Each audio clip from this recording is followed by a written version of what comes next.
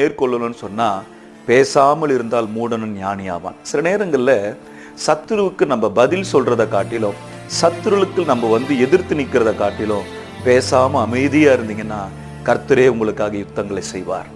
பாருங்க, தாவீது வீட்டுல தன் சகோதரர்கள் எழும்பினார்கள். தன் தகப்பனோ பாராமுகமா இருக்கிறார். அந்த நேரங்கள்ல அவங்க வீட்டுல அபிஷேகம் பண்ண வந்திருக்கிற சாமுவேல், இவ்வளவுதான் உங்க பிள்ளைங்களா அப்படின்னு கேட்கும் பொழுது, இல்ல ஒருவன் ஆடு மேய்த்து கொண்டிருக்கிறான். நல்லா கவனிங்க, விசேஷமா இருக்கிற உங்க மேல கர்த்தருடைய ஆவி இருக்கும் என்று சொன்னால் நீங்க சாதாரண ஒரு வேலையை செஞ்சுட்டு இருப்பீங்க, சாதாரணமா இருப்பீங்க. ஒரு நாள் உங்களுக்காக கர்த்தர் மாற்றுவார். ஒரு சூழ்நிலைகளை உங்களுக்காக கர்த்தர் மாற்றுவார். ஒரு நிலைகளை கர்த்தர் உங்களுக்காக மாற்றுவார். ஏன் தெரியுமா? உங்களை உயர்த்தும்படியாக, உங்கள் தலைகளை உயர்த்தும்படியாக. இந்த வசனம் அதிகமா நம்ம அநேக இடத்துல படிச்சிருப்போம். அநேக நேரங்களில் நமக்கு மனப்பாட வசனம்.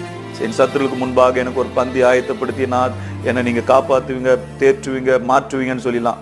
ஆனா அந்த வசனத்தினுடைய கோட்பாடு என்ன தெரியுங்களா? பந்தின்னு ஒன்று நம்ம ஒரு பெரிய பந்தியை வச்சுட்டு அந்த பந்திக்கு நடுவில் நம்மளை உட்கார வச்சு நல்லா லெக் பீஸ்ல நல்லா பிரியாணி போடுவார்லாம் நினச்சிக்காதீங்க. பந்தி என்பது தலைகளை உயர்த்துவது. பந்தி என்பது நீங்க எங்க தாழ்ந்தீங்களோ, எங்க வெக்கப்பட்டீங்களோ, எங்க நீங்க அவமானப்பட்டீங்களோ அந்த இடத்துல கர்த்தர் உங்களை உயர்த்துவார்.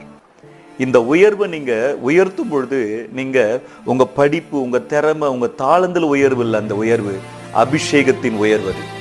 விசேஷ அபிஷேகம் பெற்றவனாய் காணப்படுகிறான். அதனால்தான் அநேக சத்துருக்களுக்கு